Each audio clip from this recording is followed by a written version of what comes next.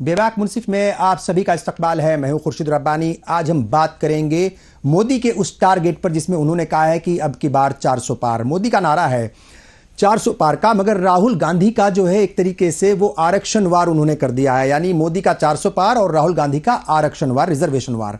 दरअसल पीएम नरेंद्र मोदी ने लोकसभा चुनाव 2024 के लिए टारगेट सेट करते हुए अब की बार 400 पार का नारा भी दे दिया है। बीते दिन पीएम नरेंद्र मोदी ने लोकसभा में दावा किया कि इस बार भारतीय जनता पार्टी 370 सीटें जीतने जा रही है और एनडीए गठबंधन जो है वो 400 से ज्यादा सीटें जीत रहा है। उधर कांग्रेस लीडर राहुल गांधी ने रिजर्वेशन को लेकर आज एक बड़ा ऐलान कर दिया है। उन्होंने कहा कि अगर मरकज में इंडिया गठबंधन की हुकूमत बनती है तो रिजर्वेशन पर 50% की जो सीमा है इस वक्त उसको हटा दिया जाएगा। और उन्होंने ये भी एक तरीके से वाजे किया है, इस बात को भी साफ तौर पर किया है कि जब वो इस सीमा को खत्म करेंगे उसका असर जो एससी एसटी शेड्यूल ट्राइब और शेड्यूल कास्ट को जो रिजर्वेशन मिलता है उस पर कोई असर उसका नहीं पड़ेगा। यानी एक तरीके से उन्होंने अपनी उस बात का बचाव भी किया और साफ तौर पर कहा कि रिजर्वेशन का जो 50% का जो अपर कैप है उसको वो उस लिमिट को खत्म कर देंगे। और मुल्क में उन्होंने ये भी कहा आगे कि मुल्क में कास्ट सेंसस भी वो कराएंगे, यानी जातिगत जनगणना भी वो जरूर कराएंगे अगर उनकी हुकूमत 2024 के आम इंतखाबात में बनती है, तो अगर पार्टी जीतती है और इंडिया गठबंधन जीतता है। तो जाहिर तौर पर ये तमाम बातें हुई हैं। तमाम 2 दिन से यही चल रहा था कि प्राइम मिनिस्टर नरेंद्र मोदी ने टारगेट फिक्स कर दिया है। अब इंडिया गठबंधन के सामने जो है एक तरीके से बड़ा चैलेंज है कि वो 400 पार अगर सामने वाली पार्टी कर रही है तो फिर इंडिया गठबंधन को कितनी सीटें मिलेंगी।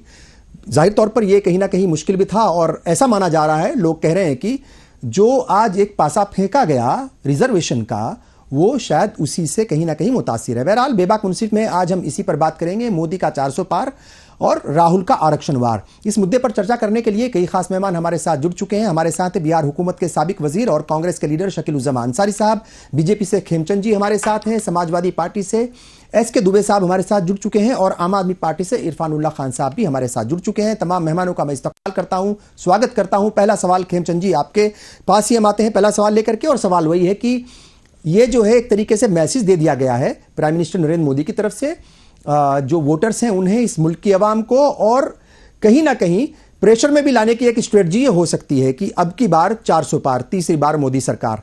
क्या है पहला रिएक्शन आपका?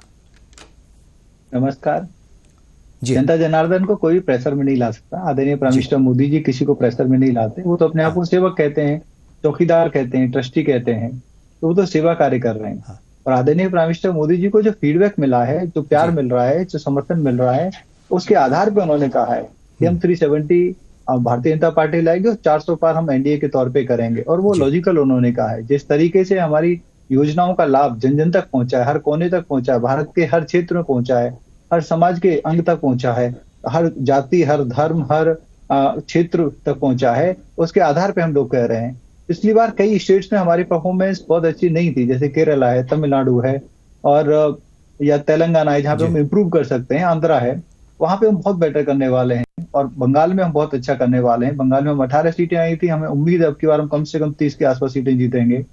और भी कई स्टेट्स हैं जहां पे हम लोग अपनी जो टैली है उसको इंक्रीज करेंगे। महाराष्ट्र में अपनी टैली इंक्रीज करेंगे।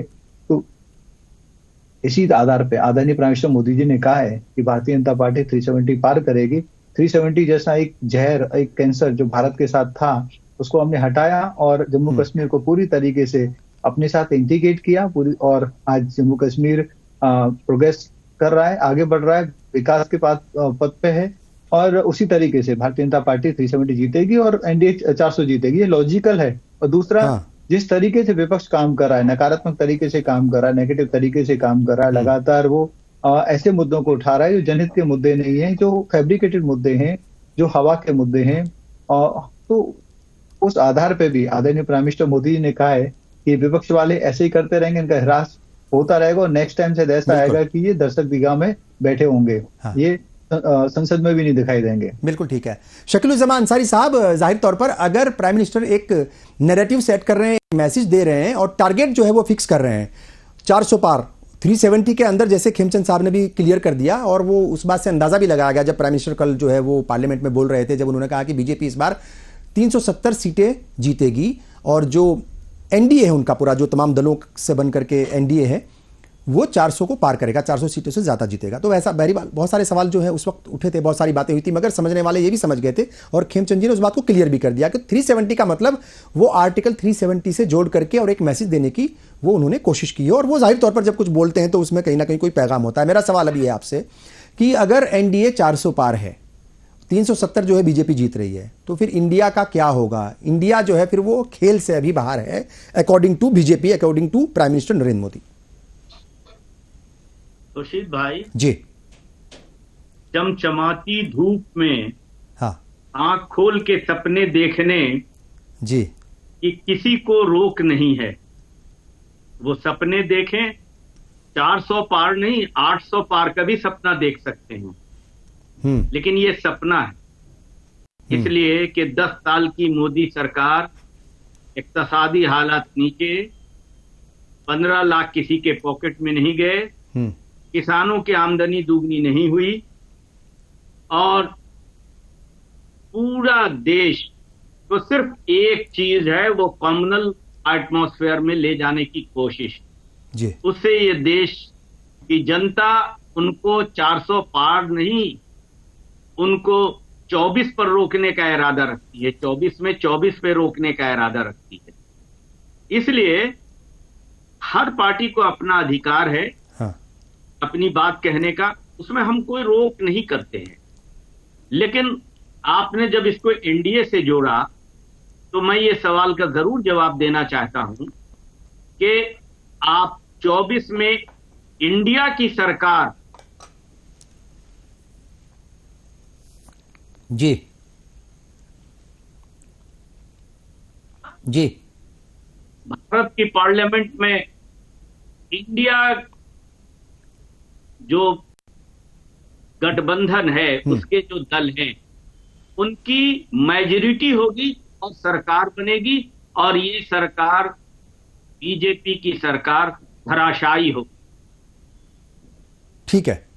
इरफानुल्लाह खान साहब, आप क्या कहेंगे? जाहिर तौर पर इंडिया ब्लॉक का हिस्सा है आम आदमी पार्टी भी, और अभी देखा था हमने 2-3 दिन पहले किस तरीके से आम आदमी पार्टी वो दिल्ली से लेकर पंजाब तक सड़कों पर थी और मामला था चंडीगढ़ का मेयर इलेक्शन हारने का कि किस तरीके से आप लोग इल्ज़ाम लगा रहे हैं, और सुप्रीम कोर्ट ने भी बड़ी सख्त उसके ऊपर जो है एक तरीके से टिप्पणी की है, सख्त नाराज़गी जताई है और उसमें धांधली का इल्ज़ाम लगा है और सुप्रीम कोर्ट ने भी नाराज़गी का इजहार किया है और उससे आम आदमी पार्टी को एक तरीके से बड़ी ताकत मिली है जब जो सुप्रीम कोर्ट के जो वर्डिंग्स थी या जो बात उन्होंने कही है।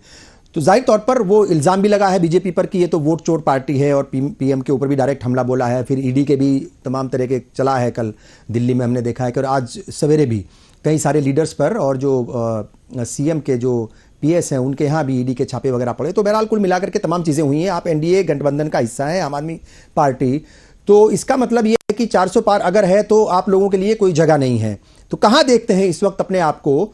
चूंकि जिस कॉन्फिडेंस के साथ प्राइम मिनिस्टर बोले हैं वो जाहिर तौर पर मैसेज तो जाता ही है, टारगेट सेट वो करते हैं और बीजेपी वाले अक्सर ये कहते हैं कि मोदी की गारंटी जीत की गारंटी। देखिए रब्बानी भाई, अभी आपने चंडीगढ़ का जिक्र किया है जी। मुझे लगता है कि मोदी जी को वहीं से इंस्पायर हुए हैं और वहीं से तकवीत मिली है, जिसे सुप्रीम कोर्ट ऑफ इंडिया ने ये कहा है, चीफ जस्टिस जिसमें उसको हेड कर रहे थे जिस बेंच को, ये लोकतंत्र की हत्या है।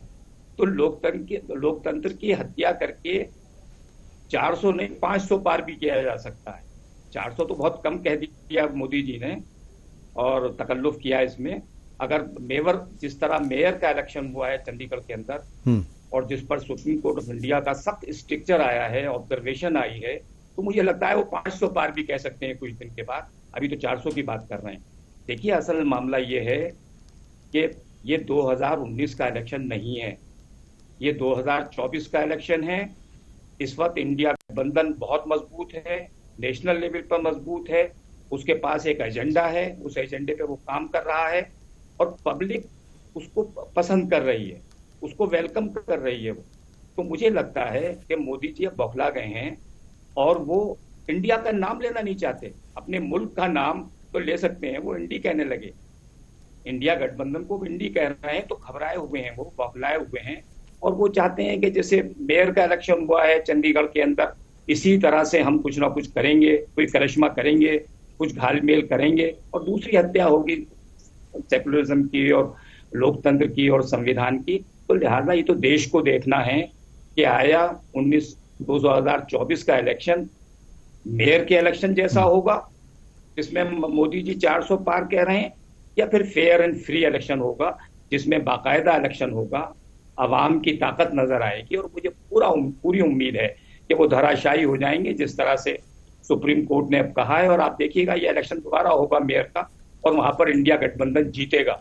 इसी तरह मोदी जी की जो ये बात है कि तो 400 पार, ये बात ही रह जाएगी, एक नारा रह जाएगा और मुझे लगता है कि हवा में उड़ जाएगा। आऊंगा खेमचंद जी, मैं आपके पास आऊंगा। एसके दुबे जी, मैं आपसे भी जो है पहला रिएक्शन लेना चाहूंगा। ये जो एक तरीके से प्राइम मिनिस्टर ने कल पार्लियामेंट में बहुत सारी बातें कही हैं और वो ये भी कहा है कि जो मजबूत विपक्ष इस मुल्क को चाहिए, अपोजिशन जो है वो मजबूत होनी चाहिए, वो बार बार कहते हैं। मगर क्या पीएम खुद मजबूत अपोजिशन देखना नहीं चाहते? क्योंकि कल उन्होंने कहा है कि जो हाल है विपक्ष का, अगर यही हाल रहा तो 2024 के बाद, मतलब जो आम इंतखाबात होंगे उसके बाद जब रिजल्ट आएंगे, जब अगली बार पार्लियामेंट में बैठेंगे, तो जो विपक्ष है वो दर्शक दीर्घा में नजर आएगा। ठीक है साहब, ये बहुत मतलब जो है बड़ी बात उन्होंने कही, बड़ा ये बयान था उनका। तो किस तरह का मतलब आप इसको कैसे ले रहे हैं इस बयान को? क्या ये जो विपक्षी पार्टियां हैं, जो अपोजिशन पार्टीज हैं, उनका मनोबल तोड़ने की मतलब जो है ये पहली कोशिश है या मनोबल पे सीधा हमला है ये? नहीं, ये राजनीति में बयानबाजी तो होती है। हाँ। ये कोई नई बात नहीं जी। बयानबाजी हर किसी को अधिकार है, चाहे पक्ष हो या विपक्ष हो। हाँ। ठीक है, आज सत्ता में वो हैं तो वो अपने हिसाब से बयानबाजी करेंगे, आज हम विपक्ष में हैं तो हम अपने हिसाब से बयानबाजी करेंगे। और हम भी ये दावा करते हैं जी कि आइए आप यूपी में 2-2 हाथ करेंगे ना, हम कहाँ उनसे पीछे हैं। यहाँ अगर विपक्ष की बात वो करते हैं, ठीक है, सेंट्रल लेवल की बात नहीं, लेकिन उत्तर प्रदेश में तो कम से कम आज हम 43 से 111 हो गए थे ना।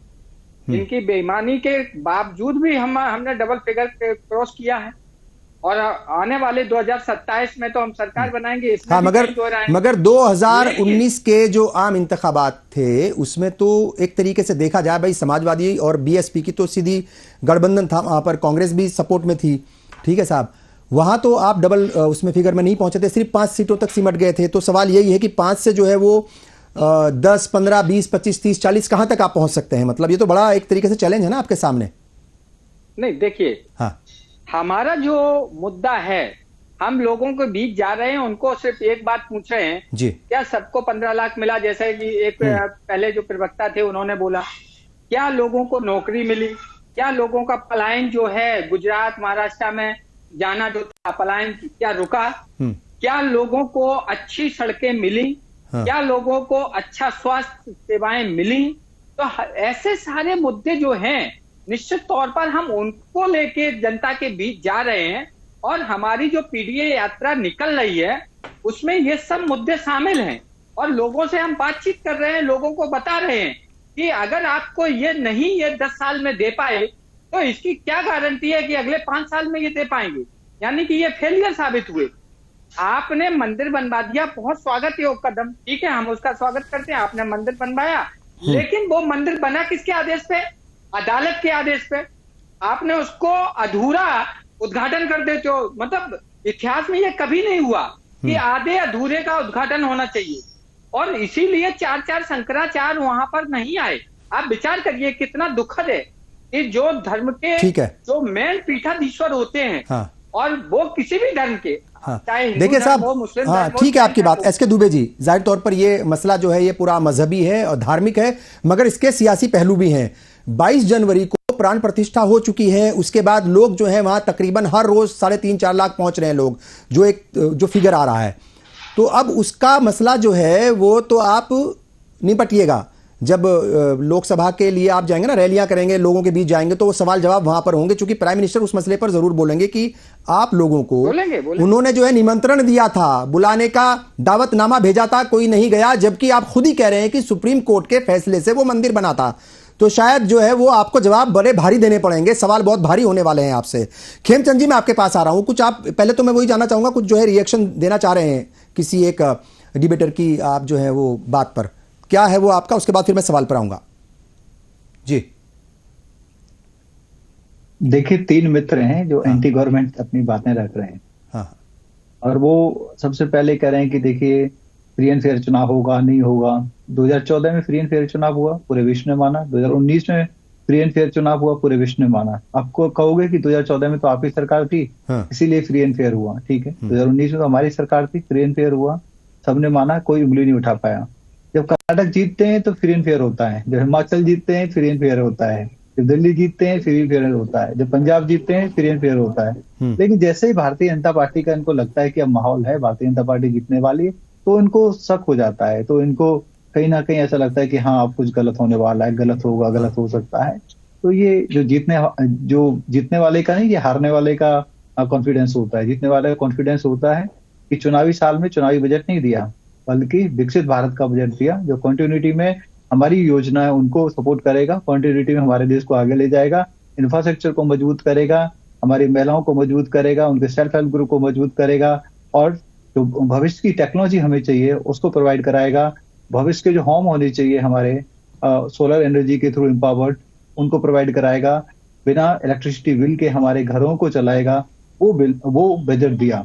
अभी हमारे मित्र कह रहे थे 15 लाख नहीं आया, हमारे मित्र कह रहे थे कुछ हुआ नहीं, किसानों के लिए कुछ नहीं हुआ। तो मैं आपको कुछ योजनाएं गिना दूं जो धरातल पे गई हैं और जिसकी वजह से एक नई कास्ट, एक नई श्रेणी डेवलप हुई है। वो श्रेणी है भारत श्रेणी, वो श्रेणी है बेनिफिशियर की श्रेणी। तो आपको बताऊं कि जो गरीब है, गांव में रहता है, आम व्यक्ति है, उसकी सबसे बड़ी चिंता क्या होती है? उसकी होती है हेल्थ। अगर हेल्थ खराब हो गई तो कहां से पैसा आएगा, कहां पे जाके वो दिखाएंगे, कैसे होगा? तो 15 एम्स बनाने का काम किसने किया? वो मोदी जी ने किया। गरीब को हेल्थ की गारंटी देने का काम किसने किया? मोदी जी ने किया। 10 करोड़ से ज्यादा परिवारों को आयुष्मान भारत कार्ड के तहत एक अच्छी हेल्थ सुविधा, 5 लाख तक की बीमा की सुविधा आदरणीय प्राइम मिनिस्टर मोदी जी ने दी। 10 करोड़ का मतलब होता है लगभग 50 करोड़ परिवार, 50 करोड़ लोग, 10 करोड़ परिवार। वैसे ही फ्री राशन, विश्व में कोई भी बड़े से बड़ा देश, समृद्ध से समृद्ध देश, इतना बड़ा राशन की कोई भी योजना या फूड की योजना नहीं चला रहा है जितनी भारत चला रहा है। तो 80 करोड़ लोग उसमें एलिजिबल हैं, जो राशन ले रहे हैं, खा भी रहे हैं, और अपने, क्योंकि जो एक्सेस में राशन है तो अपने जानवरों को खिला रहे हैं, मार्केट में बेच रहे हैं। उसकी वजह से पूरे विश्व में आप देखेंगे फूड इन्फ्लेशन चरम सीमा पे है, लेकिन भारत में जो फूड इन्फ्लेशन है बिल्कुल कंट्रोल में है। आज भारत राइस का उद्घाटन हुआ है, शिलान्यास हुआ है, या फिर आप कह सकते हैं कि आज शुभारंभ हुआ है। Bharat rice 29 rupees per KG पे बेस्ट क्वालिटी राइस लोगों को दिया जाएगा। पहले ऐसे ही भारत दाल, भारत आटा, तो रीजनेबल रेट पे हमारे मिडिल क्लास को, आम लोगों को, सब लोगों को जो बेसिक चीजें हैं, जो जरूरी चीजें वो मिले, उसकी व्यवस्था की गई है। घर में टॉयलेट बनाने का काम किया गया है। 11 करोड़ से ज्यादा घरों में नल से पानी दिया गया। 4 करोड़ से ज्यादा घर बनाए गए हैं एवं आवास योजना के तहत, तो वो गरीबों को दिए गए हैं। और 2 करोड़ से ज्यादा का लक्ष्य और रखा है। तो ये क्या है? हाँ, आप कह रहे हैं कि बहुत सारी स्कीमें हैं जिनकी बिना पर प्राइम मिनिस्टर ये दावा कर रहे हैं कि अब की बार 400 पार। आप कह रहे हैं कि बहुत सारे काम हुए हैं, हालांकि जो है विपक्षी पार्टियां वो कहती हैं कि वो 15 लाख से मेरा ख्याल कि अभी तक नहीं बढ़ पाई आगे, बहुत सारे लोग जो हैं। जबकि अमित शाह वो बहुत पहले ही कह चुके थे कि ये सियासी जुमला था, मतलब इसको जो है बहुत ज्यादा संजीदगी से लेने की जरूरत है। तो मुझे लगता है 15 लाख का जो एक वो है ना, एक मतलब बात कही जाती है, उसको शायद साइड में कर देना चाहिए। मगर खेमचंद जी, हर्षवर्धन त्रिपाठी हैं, सीनियर जर्नलिस्ट हैं, वो ये कह रहे हैं कि पार्लियामेंट जो है वो मुद्दों की बात होनी चाहिए, वहां पर आवाम से जुड़े हुए मुद्दों की बात होनी चाहिए। वहां पर आप अब की बार 400 पार, 370 पार और फलाने, मतलब ये तमाम सियासी बातें क्यों की गई हैं? तो इसका मतलब यह है कि आवाम से जुड़े मुद्दे बहुत ज्यादा हुकूमत के पास नहीं है। प्राइम मिनिस्टर आवाम से जुड़े मुद्दों की बात नहीं करना चाहती, सीधे टारगेट पर थे क्या नाम है जो है वो कांग्रेस के लीडर्स, राहुल गांधी, कांग्रेस फैमिली, या मतलब जो एक तरीके से ये कहा जाए, यानी कांग्रेस के ज्यादातर लीडर्स और अपोजिशन पार्टियां ही टारगेट पर थी। तो क्या पार्लियामेंट के अंदर जो है वो 1 घंटे से ज्यादा पार्लियामेंट में बोले हैं प्राइम मिनिस्टर? क्या सिर्फ यही मुद्दा था कि विपक्ष क्या कर रहा है, क्या नहीं कर रहा है, किसका परिवार बढ़ रहा है, किसका नहीं बढ़ रहा है, कौन पॉलिटिक्स में जो है वो किसकी जिम्मेदारी है, किसकी नहीं है? मतलब क्या यही तमाम बातें होनी चाहिए थी, या असल मुद्दों पर भी जो है फोकस करना चाहिए था? देखिए, आदरणीय प्राइम मिनिस्टर मोदी जी ने बात रखी और बताया किस तरीके से 25 करोड़ लोग महागरीबी से बाहर निकले। इस तरीके से आदरणीय प्राइम मिनिस्टर मोदी जी की जो 10 साल की योजनाएं थी, उसकी वजह से 25 करोड़ लोग महागरीबी से बाहर निकले। तो क्या ये जनता का मुद्दा नहीं है? क्या ये जनता से रिलेटेड मुद्दा नहीं है? आदरणीय प्राइम मिनिस्टर मोदी जी ने बताया कि इस तरीके से इंफ्रास्ट्रक्चर आज युद्ध गति पे आगे बढ़ रहा है, 4 से 5 गुना स्पीड से ज्यादा आगे बढ़ रहा है, जो कांग्रेस के जमाने में होता था। क्या ये जनता का मुद्दा नहीं है? और कुछ आंकड़े बताते हैं कि लगभग 60 साल में जितना कैपिटल इन्वेस्टमेंट और सभी सरकारों ने किया, उससे ज्यादा इन्वेस्टमेंट 10 साल में हो गया कैपिटल इन्वेस्टमेंट। जो इंफ्रास्ट्रक्चर अगले 25-50 साल के लिए बन रहा है, क्या वो जनता का मुद्दा नहीं है? आज हमारी जो सामरिक पावर है वो विश्व को टक्कर दे रही है, आंखों में आंखें डाल के हम सबसे बात कर रहे हैं, क्या ये लोगों का मुद्दा नहीं है? तो आदरणीय प्राइम मिनिस्टर मोदी जी अच्छे स्वास्थ्य की बात करते हैं, अच्छे पानी की बात करते हैं, घर घर पानी की बात करते हैं, वो ठीक है, वो तमाम मुद्दे हैं। 83 लाख सेल्फ हेल्प ग्रुप हैं, उसकी बात शकीलुज़्ज़मान अंसारी साहब, माध्यम से शकीलुज़्ज़मान अंसारी साहब बनाना चाहते हैं, खेमचंद जी वापस बनाना चाहते हैं, तो ये आम लोगों के मुद्दे हैं। ठीक है, शकीलुज़्ज़मान अंसारी साहब, प्राइम मिनिस्टर कल बोले पार्लियामेंट में, और आज जो है राहुल गांधी ने वो एक नई बात, एक नई जो है वो चर्चा को जन्म दे दिया, और उन्होंने साफ तौर पर कहा कि अगर आए हम अभी इंतखाबात में जीते, इंडिया ब्लॉक की हुकूमत बनी, तो कास्ट सेंसस होगा, और साथ ही उन्होंने ये भी कहा कि जो 50% का जो अपर कैप है या जो एक लिमिट है रिजर्वेशन की, हालांकि बहुत सारे सूबों में अलग अलग तरीके से उसमें तरमीम की गई है, उसको भी हटा दिया जाएगा। आपको लगता है कि पिछली बार तो वो सीधे एक हमला था प्राइम मिनिस्टर नरेंद्र मोदी पर, और बहुत सारे मतलब जो है वो मतलब ऐसे नारे दिए गए थे जिन पर काफी बड़ा ऐतराज जताया गया था पार्टी की तरफ से भी और तमाम लोगों की तरफ से भी। इस बार जो है वो क्या आरक्षण, रिजर्वेशन और कास्ट सेंसस वो नैया पार लगाएगा इंडिया ब्लॉक की और कांग्रेस की? देखिए, कास्ट सेंसस जी, ओबीसी और ईबीसी की बात करना जी राजनीति नहीं है, बल्कि इस देश का अपलिफ्टमेंट है, देश में बराबरी लाना है, जिसका उद्देश्य संविधान में लिखा हुआ है। और राहुल गांधी ने उसी बातों को उठाया है जी कि हम उन काम को इंडिया गठबंधन की सरकार में हम प्राथमिकता देंगे, ये हमारा एजेंडा है। और वो प्राथमिकता ये है कि किसी को प्रिविलेज देंगे जब, तो उसके लिए गणना चाहिए, और ये गणना 14 में कांग्रेस ने कराया था, इनकी सरकार 9 में कराया था, 14 में इनकी सरकार आने के बाद से उसका रिजल्ट नहीं दिया, इसलिए फिर से इसको कराएंगे। और ये इशू जो है गरीबी उन्मूलन का इशू है, कास्ट अपलिफ्टमेंट का इशू है, सामाजिक न्याय का इशू है, इसको प्राथमिकता के आधार पर इंडिया गठबंधन करे। अभी हमारे बीजेपी के भाई कह रहे थे, स्कीम गिना रहे थे कि ये बहुत हुआ। सबसे पहले तो ये कहा कि 80 करोड़ लोगों को ये राशन देते हैं। इसके मतलब क्या हुआ कि ये 80 करोड़ लोग गरीबी रेखा के नीचे और चले गए, जिनका रेशियो कम था वो और ज्यादा हो गया, एक बात। दूसरी बात ये है कि ये स्कीम की योजना बता रहे हैं कि 40 साल में ये हुआ, 50 साल में वो नहीं हुआ। आप बताइए, दुनिया में जब से देश आजाद हुआ है, आज के दिन में सबसे ज्यादा कर्ज इस देश पर, इस सरकार में यूपीए देने के बाद से 4 गुना 5 गुना ज्यादा कर्ज है।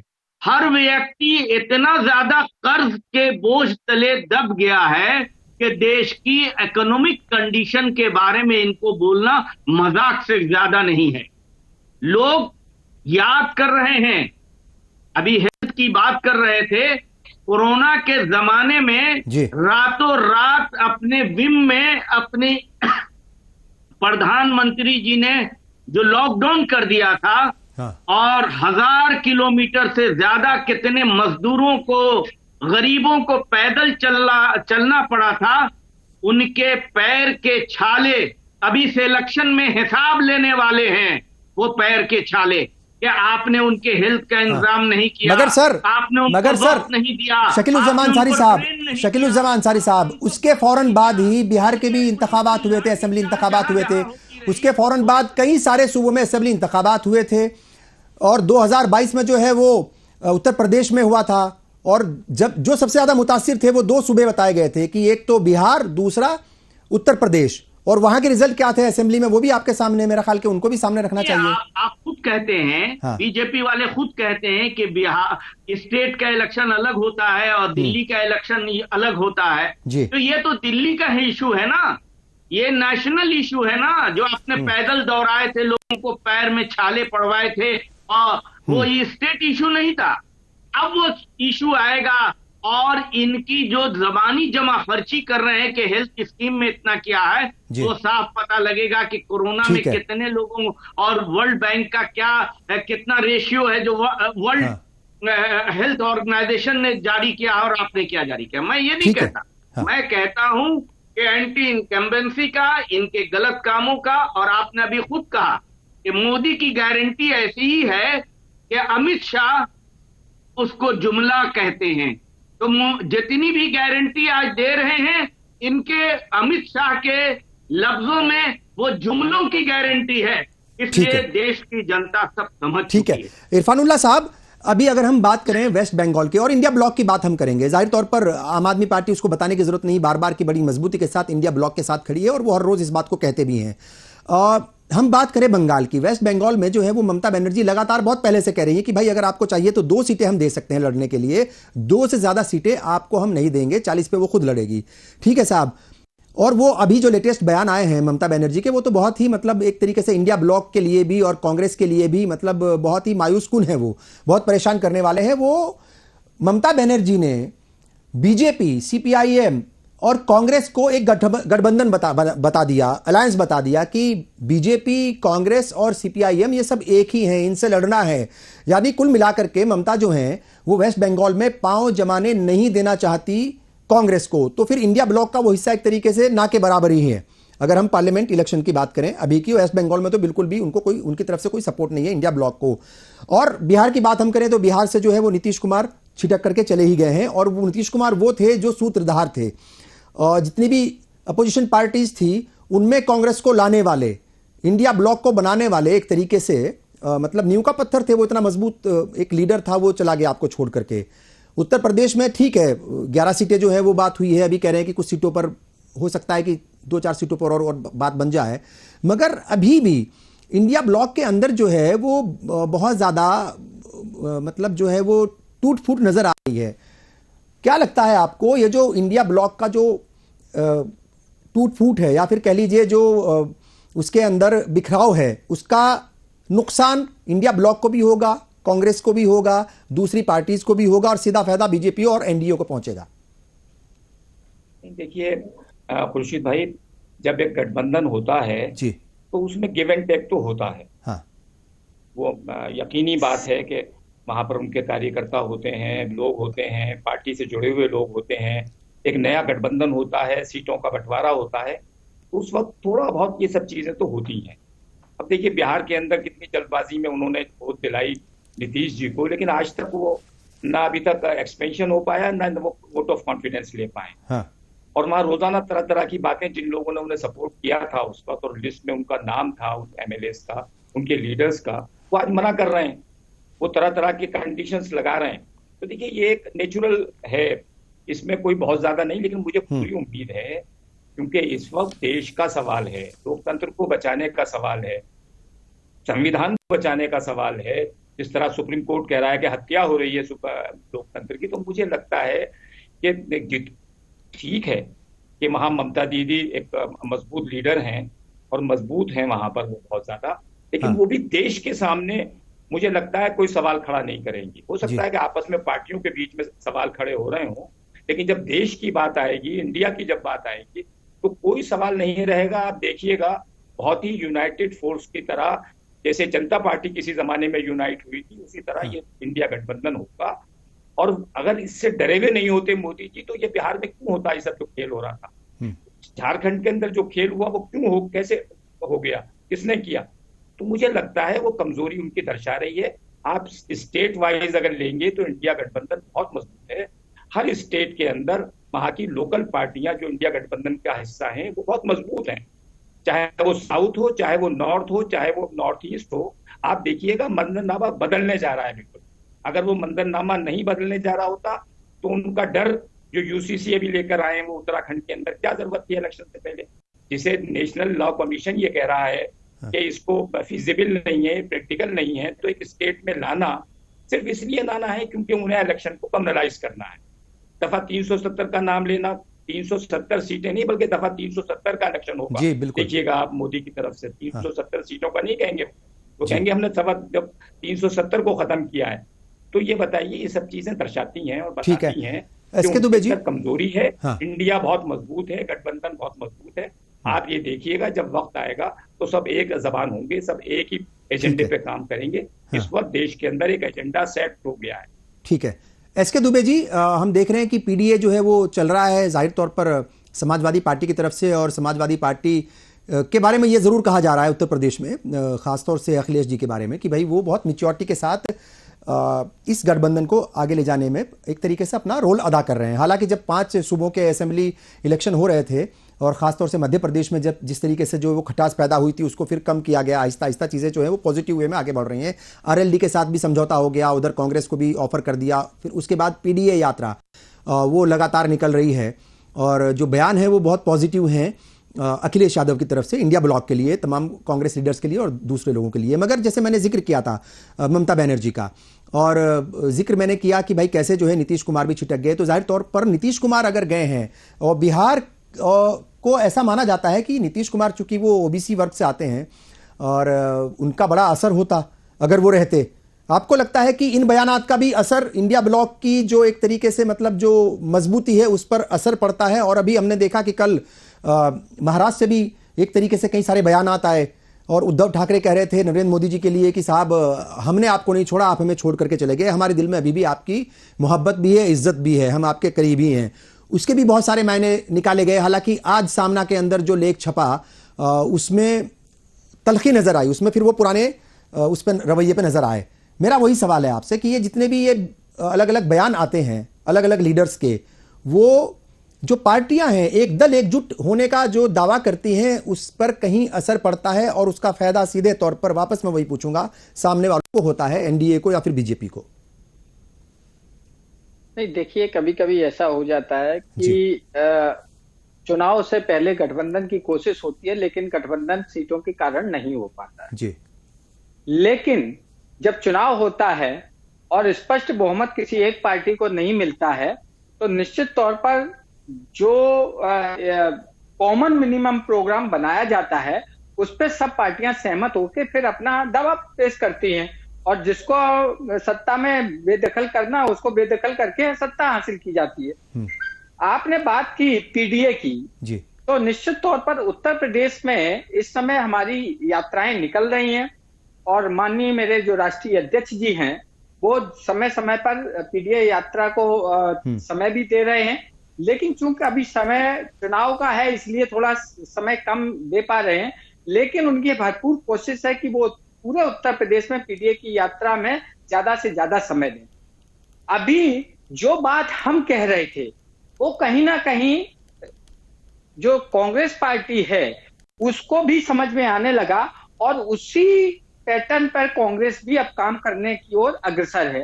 तो निश्चित तौर पर अगर वो हमारी बात से सहमत हैं और वो काम करना चाहते हैं तो एक मजबूती मिलेगी, इसमें कहीं कोई देखिए इसका कितना वोट परसेंटेज है वो चीज अलग है, अगर एक हाथ कमजोर है एक हाथ मजबूत है, अगर दोनों मिल जाते हैं तो मजबूती तो आना स्वाभाविक हो जाता है ना।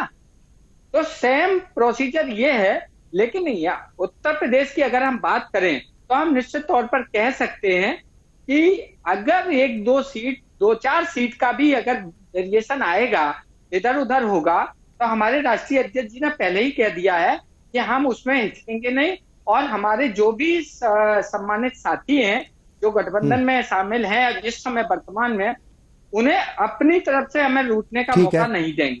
ठीक है, ठीक है, ठीक है। खेमचंद जी देखिए कुछ बयान हैं, मैं ज्यादा नहीं पढ़ूंगा मगर 2 लीडर्स के बयान हैं। एक तो मनोज झा साहब हैं, आरजेडी के मेंबर पार्लियामेंट है राज्यसभा के, उनका साफ तौर पर यह कहना था कि ये जो है जो 400 पार का नारा दिया गया है मोदी साहब की तरफ से, वो इसलिए दिया गया है ताकि जो सिस्टम है जो मशीनरी है वो अपने काम पर लग जाए, ईवीएम को सेट कर दिया जाए। शशि थरूर भी तकरीबन वही बात कर रहे हैं, वो कह रहे हैं कि 400 पार का नारा इसलिए दिया गया है ताकि लोगों को ये सच लगने लगे, और कहीं ना कहीं मतलब उनको भ्रमित करने की बात है, ये भ्रम फैलाने की बात है कि मतलब जो है वो साफ तौर पर दोनों नेताओं का ये कहना है कि सिस्टम को ये मैसेज है असल में कि भाई आप ईवीएम सेट कर दो। और ईवीएम का लगातार 2014 के बाद से या 2014 से ही ईवीएम के ऊपर सवाल वक्त वक्त पर उठते रहे हैं, उसके ऊपर इल्ज़ाम लगता रहा है। हालांकि अभी चंडीगढ़ में जिस तरीके से बैलेट पेपर पर हुए थे चुनाव, वहां पर भी धांधली होगी। लोग कह रहे हैं कि जो बैलेट पेपर की बात कर रहे थे उनके साथ जो है वहां पर भी धांधली हो गई। तो वो मतलब कहीं ना कहीं ये बीजेपी को घेरने की और उसके ऊपर इल्जाम लगाने की बात है। किस तरीके से आप इसको देख रहे हैं? देखिए, देश की धड़कन को ये समझ नहीं पा रहे हैं जी, देश को ये समझ नहीं पा रहे हैं। 400 पार देश की धड़कन है, देश की आवाज है, जनता की आवाज है, अवाम की आवाज है कि मोदी जी को हम इतना मजबूत करना है, 400 पार पहुंचाना है, ताकि वो अपने जो डिसीजन है और मजबूती से ले सके, तेजी से ले सकें। पहला कार्यकाल हमारा गड्ढे भरने में निकला, दूसरा कार्यकाल में हम लोगों ने जो आकांक्षाएं थी, एस्पायरेशन थी, जो हमारी प्रोमिसेस थी, उनको फुलफिल करने में हमने लगा दिया। अब जो तीसरा हमारा जो रहेगा कार्यकाल, उसमें हम देश को विकसित करेंगे, आगे ले जाएंगे, मजबूत करेंगे, और जो हमने विकसित भारत का लक्ष्य रखा है उस पर हम दौड़ेंगे। तो ये जनता जानती है कि तीसरा कार्यकाल जब मोदी जी को मिलेगा तो भारत तेजी से आगे बढ़ेगा, इंफ्रास्ट्रक्चर तेजी से आगे बढ़ेगा, उनकी इकोनॉमी आगे बढ़ेगी, सब मजबूत होंगे, ज्यादा मौके मिलेंगे, काम धंधे बढ़ेंगे, नौकरियां बढ़ेंगी, और आने वाले समय में भारत और पूरे विश्व का एक केंद्र बन जाएगा। आज भी हर आप इकोनॉमी को देख लीजिए, हर जगह नेगेटिविटी है, कहीं फूड इन्फ्लेशन है, कहीं दूसरी प्रॉब्लम है, लेकिन आज भारत सिर्फ और सिर्फ भारत की इकोनॉमी है जहाँ पॉजिटिविटी है और जहाँ पे कंटिन्यूसली स्ट्रांगनेस से हम आगे बढ़ रहे हैं। हमारे यहाँ पे मजबूत सरकार की वजह से आप देखेंगे कोई भी किसी भी क्षेत्र में कोई भी क्राइसिस नहीं है, बहुत अच्छे तरीके से हमारा देश और हमारी इकोनॉमी मैनेज हो पा रही है। उसका बहुत बड़ा कारण, बहुत बड़ा श्रेय आदरणीय प्राइम मिनिस्टर मोदी जी को जाता है। ये इंडी गठबंधन की बात करते हैं, इंडी गठबंधन बचा कहाँ? उस इंडी गठबंधन को बनाने वाले नीतीश जी बाहर, उस इंडी गठबंधन के प्रमुख सहयोगी टीएमसी बाहर, उस इंडी गठबंधन के साथ और केजरीवाल जी जो कहते थे कि मैं कंधे से कंधे मिला के आगे बढ़ रहा हूं, वो पंजाब में कह रहे हैं कि हम अलग लड़ेंगे। अब इंडी गठबंधन में बचता कौन है? राहुल गांधी। वो जो फेल प्रोडक्ट है उसी को बार बार लॉन्च करना है, उसी को लॉन्च करने की कोशिश में ये लगे हुए हैं, लगे रहें और अगले 20-25 साल तक ऐसे ही लगे रहें। हम ईश्वर से प्रार्थना करते हैं ऐसे ही ये अपना जो कर रहे हैं वो करते रहें, और जो जनता है इनको और आने वाले समय में इसी तरीके से आशीर्वाद देगी। ठीक है, नीचे जाते चले जाएंगे और कुछ समय के बाद, कुछ सालों के बाद ये दर्शक निगाह में दिखाई देंगे। शकील-उज़्ज़मा अंसारी साहब, कल हम बहुत सारी बातें सुन रहे थे प्राइम मिनिस्टर की, और वो परिवारवाद पर भी बोल रहे थे और सफाई भी दी उन्होंने राजनाथ सिंह का नाम लेकर के और अमित शाह साहब का नाम लेकर के कि भाई कैसे उनको परिवारवाद में जो है वो नहीं बांध सकते आप। मगर और भी कई सारी बातें थी और उनका ये भी कहना था कि मजबूत अपोजिशन का जो रोल होना चाहिए वो कांग्रेस नहीं निभा पाई। अपोजिशन पार्टी के तौर पर वो अपना रोल उस तरीके से नहीं बता पाई, वो जो उसका काम था वो नहीं कर पाई और समाज को बांटने का काम किया। तो क्या कांग्रेस जो है, आप भी इस बात को मानते हैं या कैसे देखते हैं कि ये जो 14 से 24 आ गया है और 19 से 5 साल की बात अगर हम करें, 2019 के जो आम इंतखाबात थे तब से अब तक, क्या वो रोल जो है वो आप सही तरीके से नहीं निभा पाए? और अगर यही मैसेज आम जनता में है तो फिर मुश्किल होगी कांग्रेस के लिए और ज्यादा। नहीं, ये आप जो ये कह रहे हैं ये आम जनता की नहीं है, आम जनता देख रही है। एक पार्टी जिसकी सरकार है, जो अपनी सरकारी कार्यों में विफल है, देश को अंधकार में ले जा रही है, उसका ये दावा है, उसका ये कहना है कि विपक्ष अपना रोल नहीं। आप देखिए, जनतांत्रिक और parliamentary procedure of the democracy का खुल्लम खुल्ला इन 10 सालों में मजाक उड़ाया गया है। पार्लियामेंट में डिबेट किसी भी बात पे नहीं होता है। हमेशा पार्लियामेंट चलाना सरकार की ड्यूटी में शामिल है। हमेशा विपक्ष को निकाल देना, ये भी एक इतिहास है दुनिया का कि सारे विपक्ष को निकाल के ये नाजायज तरीके से बिल को पास कराते हैं। बिल पर डिबेट नहीं होता है पार्लियामेंट में। तो ये सरकार संविधान के विरोधी, लोकतंत्र के विरोधी और लोकतंत्र में पार्लियामेंट्री डेमोक्रेसी की विरोधी है। और गुरूर इतना है, गुरूर के बारे में कहा जाता है ना कि भगवान भी इसको खा जाते हैं, तो ये गुरूर इतना है कि 400 पार करने का ये नारा दे रहे हैं। अब राहुल गांधी की यात्रा से ये घबराए हुए हैं, परेशान हैं, और इसी वजह से ये इस तरह की बातें दिग्भ्रमित जनता को करने की कोशिश करते हैं। राहुल जी की यात्रा 16 तारीख को यूपी में इन करने वाली है और हमारे अध्यक्ष ने निमंत्रण दिया है अखिलेश प्रसाद यादव जी को कि वो यात्रा में शामिल हो। अब जो यात्रा में हम लोग यूपी में निकलेंगे तो असली पता लग जाएगा यूपी की जो आप चर्चा कर रहे हैं कि ये बुलडोजर राज जमीन पर कोई ठिकाना नहीं है। जनता किस तरह से इनसे नाराज है। किसानों के सारे मसले हल कर दिए, इसलिए सालों किसान रोड पर क्यों बैठे रहे। आज भी जो प्रॉमिस करके इन्होंने आंदोलन खत्म किए थे, हाँ, वो आप चाहे तो पानी पी सकते हैं। है। हाँ, कुछ खांसी किसान का इशू है आपको? प्रॉमिस के लिए फिर आंदोलन करने को तैयार हैं। ठीक है। तो हम ये कहना चाहते हैं खुर्शीद साहब कि ये डिबेट का बहुत अच्छा मौजू है। हाँ। 400 पार, लेकिन 24 में ये 24 पार करने की स्थिति में नहीं है। हाँ, बिल्कुल ठीक है। एक जो है और कई सारी बातें हो रही हैं, वो ये भी कहा जा रहा है कि आचार संहिता जो है वो बहुत जल्द लग सकती है, वक्त से एक आध महीना पहले जो है वो आम इंतखाबात कराए जा सकते हैं। और जैसे शकील-उज़्ज़मान अंसारी ने कहा कि मोदी हुकूमत जो है वो राहुल गांधी की जो भारत जोड़ो न्याय यात्रा है उससे डरी हुई है। तो ऐसी कुछ भी खबरें हैं मार्केट में कि वैसा हो सकता है और राहुल गांधी को वक्त से पहले वो यात्रा जो है वो खत्म करनी पड़ सकती है। इस तरह की तमाम बातें हैं। और एसके दुबे जी, क्या लगता है आपको, अगर ऐसा हुआ वक्त से पहले, एक आध महीना पहले, तो मतलब जो है वो ऐलान हो गया, आचार संहिता लग गई, हाइपोथेटिकल क्वेश्चन है ये, मार्केट में जो इस तरह की बातें हैं, इस तरह के सवालात जो है वो गूंज रहे हैं, अगर ऐसा हुआ तो क्या पीडीए और तमाम तरह की जो न्याय यात्रा है और ये जितने भी मुद्दे हैं आरक्षण का और कास्ट सेंसस का, वो काम करेंगे या फिर वक्त आप लोगों को कम मिलेगा? नहीं, हमारी तैयारी तो पूर्णता है, इसमें कोई कल अगर इलेक्शन मोदी साहब करवाना चाहे तो कल करा दें। हाँ। हमारी एक बूथ लेवल पे तैयारी हो चुकी है, इसलिए हमें इसकी कोई चिंता नहीं है कि मोदी साहब कब इलेक्शन करा देंगे। हम जब भी इलेक्शन घोषित करेंगे इलेक्शन कमिश्नर, तो हम उसका स्वागत करेंगे। और हम तो ये चाहते हैं कि चुनाव जल्द से जल्द हो, ताकि दूध का दूध और पानी का पानी हो जाए। लोगों को जो 5 किलो अनाज में, अभी ये भारतीय जनता पार्टी के प्रवक्ता बोल रहे थे कि उनको अच्छी क्वालिटी का भारत अनाज दिया जा रहा है। अरे एक बार आप जिनको दिया जाता है उनका अनाज देख लेते तो शायद आप इस समय इस चैनल पे बैठ के ये बात नहीं कहते। बड़ा दुख होता है कि जो गरीब तबका है, देखिए वो आदमी क्यों खाता है। आपने उसको बधुआ मजदूर जो बोलते हैं ना, जब अंग्रेजों का राज था तो यहाँ से बधुआ बना के फिजी में ले गए, कहीं मॉरिशस में ले गए। ठीक दिखतो आज भारतीय जनता पार्टी की सरकार ने वही किया। मगर सर देखिए, आप एक बात तो बताइए ना, यूपीए की एक मिनट पहले पूरी बात हो जाए, फिर आप बोलिए। ठीक है। किसी भी सरकार का काम ये होता है कि अपनी जो जनता है उसको शिक्षित करे और स्वरोजगार करे या फिर उसको नौकरी मिले। लेकिन मोदी साहब ने यहाँ उल्टा कर दिया कि 5 किलो अनाज ले जाइए, आराम से खाइए, उसका क्या करना है क्या नहीं करना है वो भी नहीं पता है, और बस तुम चुपचाप पड़े रहो। और जब वो चुनाव का दिन आए तो भारतीय जनता पार्टी के नाम पे मोदी सरकार को वोट कर देना। हाँ, देखिए 2022 का उत्तर प्रदेश का जो चुनाव था, विधानसभा चुनाव, असेंबली जो इंतखाबात थे 2022 के, मोटे तौर पर ऐसा कहा गया विपक्ष की तरफ से, खास तौर से वो ये था कि जो राशन पहुंचाया गया घर घर तक, उसका बड़ा असर था। और वापस योगी अगर आए हैं तो उसमें उस राशन का बड़ा रोल था। तो मैं वही आपसे पूछना चाहूंगा, क्या उस राशन का रोल अब 2024 के आम इंतखाबात में नहीं देखने को मिलेगा?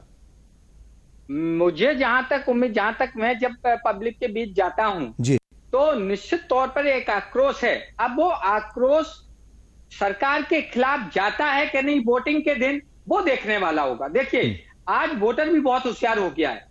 आप अगर एक पत्रकार बन के जाएंगे तो हो सकता है जवाब ना दे, लेकिन जब आप एक आम इंसान बन के जाएंगे तो निश्चित वोटर की आप नब्ज पहचानने में सफल होंगे। तो वही चक्कर है कि जब हम जाते हैं तो एक पार्टी के नेता के रूप में जाते हैं, लोगों से मिलते हैं, तो हो सकता है कि उनका, लेकिन जो बातचीत होती है उसमें कहीं ना कहीं नाराजगी है। अब वो नाराजगी, मगर वो नाराजगी वोट में कन्वर्ट होगी या नहीं होगी, ये देखना बड़ा दिलचस्प होगा। और ये बड़ा चैलेंज भी है तमाम लोगों के लिए और उन लोगों के लिए जो अपोजिशन में है। और इरफानुल्लाह साहब, मैं आपके पास आऊंगा। अक्सर ईवीएम की भी बात होती है कि ईवीएम का खेल है, ईवीएम का खेल है। हालांकि एआईएमआईएम के सदर जो हैं असदुद्दीन ओवैसी साहब, बहुत सारी बातों से आप उनकी, मतलब आप क्या, बल्कि कांग्रेस या दूसरी पार्टियां वो इत्तेफाक नहीं रखती, मगर वो ईवीएम को लेकर के एक बात बहुत क्लियर कहते हैं कि ईवीएम सेट नहीं हुई है, लोगों के जहन सेट हो गए हैं। यानी कि वो इतने बेदार हैं या उनको इतनी मतलब जानकारी है कि ईवीएम में कोई सेटिंग नहीं हुई। ईवीएम को लेकर के आप किस तरीके से, जैसे मैंने अभी कोट किए थे 2 मतलब जो है बयान, शशि थरूर और जो है वो झा साहब का, मनोज झा साहब का, तो उन्होंने भी ईवीएम की तरफ ही इशारा किया है एक तरीके से। तो ईवीएम का रोल क्या है, आप किस तरीके से उसको देख रहे हैं? ये ईवीएम का रोल है या फिर प्राइम मिनिस्टर नरेंद्र मोदी का, जो वो कहते हैं कि मोदी है तो मुमकिन है और मोदी की गारंटी जीत की गारंटी? देखिए, जिस तरह से इलेक्शन कमीशन का रोल रहा है पिछले 10 सालों में, जो भी इलेक्शन कमिश्नर रहे हैं उनका रोल इम्पार्शियल नहीं रहा है जी। और उससे ये शुबा होता है कि कुछ ना कुछ है घालमेल।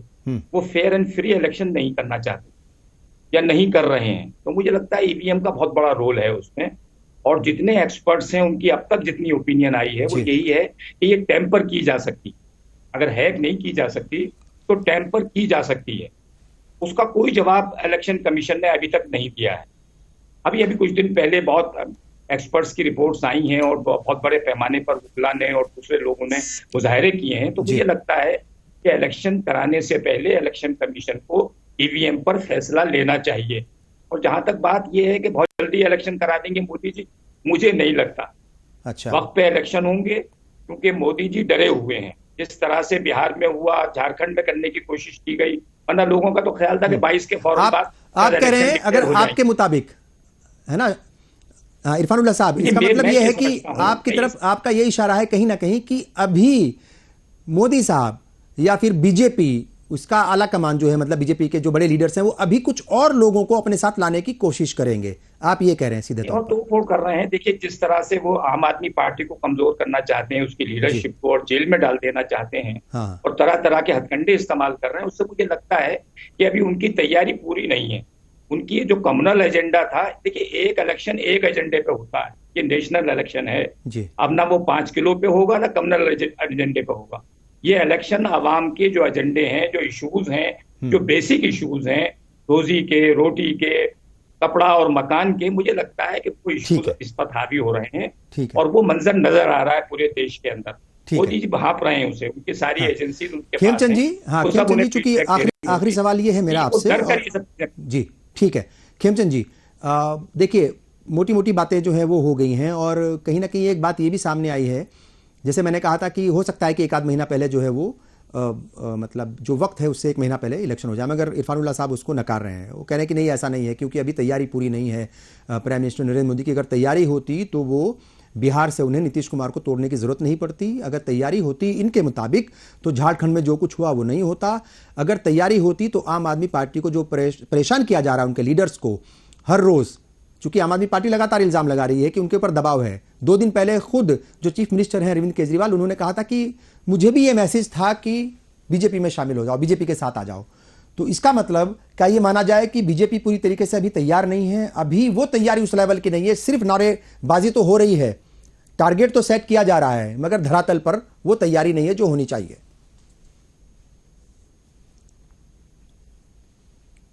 देखिए, ये तो वो बात हो गई जी कि इंडियन टीम अभी क्रिकेट के लिए तैयार नहीं है। हाँ, जिम्बाब्वे टीम तैयार है, अच्छा। अफगानिस्तान टीम तैयार है। ये तो उसी तरीके का मजाक हो गया।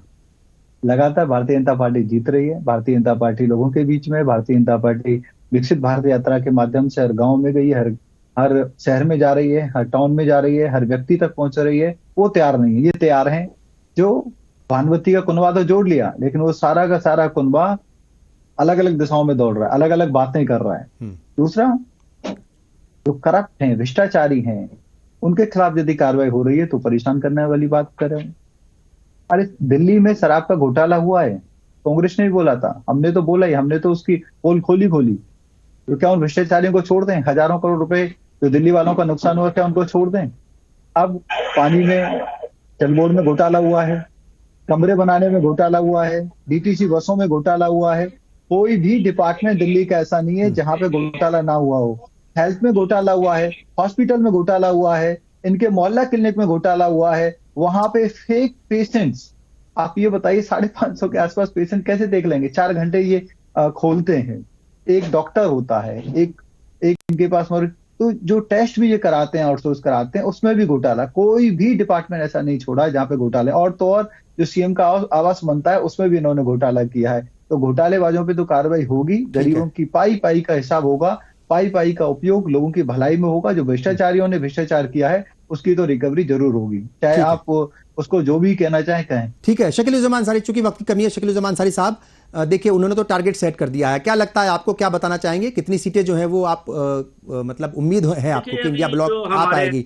हाइपोथेटिकल क्वेश्चन है, मतलब एक उम्मीद भरा सवाल है ये, क्या कहेंगे? देखिए सबसे बड़ी बात ये है जी कि ये कह रहे हैं ये तैयार हैं, तो इलेक्शन के लिए तैयार इसलिए हैं कि इनके पार्टी के 2 नए सेल जो बनाए गए हैं, ईडी और आईटी सेल, वो अपना काम लगातार कर रही है। और अभी ये कह रहे हैं कि भ्रष्टाचारियों को नहीं बचेंगे, तो इन्होंने देखा किस तरह से बिहार में इन्होंने सरकारों को परिवर्तन किया, झारखंड में किस तरह से एक आदिवासी चीफ मिनिस्टर को बेइज्जत करने की कोशिश की, सरकार गिराने की कोशिश की, लेकिन सरकार नहीं गिरा पाए। अब दिल्ली में इनकी कार्रवाई सुबह से ईडी कर रही है, और आपने खुद ही कहा, अभी हमारे कोई प्रवक्ता साथी ने कहा कि अरविंद केजरीवाल भी कह रहे हैं कि उनके ऊपर प्रेशर है, यानी उनको भी प्रेशर ईडी और आईटी से करा के ले जाने की कोशिश है। वो तो उनका फैसला क्या है, लेकिन आप ये देखिए कि ये जिसको कहते थे कि 32,000 करोड़ का घपला है और 24 घंटे के अंदर कार्रवाई होगी, तो वो 24 घंटे के अंदर उसको महाराष्ट्र में इन्होंने चीफ मिनिस्टर बना दिया। ठीक है चलिए चूंकि वक्त की कमी है, एसके दुबे जी, उत्तर प्रदेश ही रास्ता है दिल्ली तक का। दिल्ली के सफर का जो सियासी सफर है ना, वो यूपी कहा जाता है। 80 सीटें हैं, 5 आई थी 2019 में, अब कितनी उम्मीद कर रहे हैं कम से कम अल्फाज में, चूंकि वक्त की कमी है? हम तो सिर्फ इतना ही कहते हैं कि ये तो जनता जनार्दन तय करेगी, लेकिन हमारी और जनता जनार्दन के बीच में जो गैप था, वो गैप अब कहीं नहीं है। ठीक है, वो खत्म कर लिया, ये देखना है।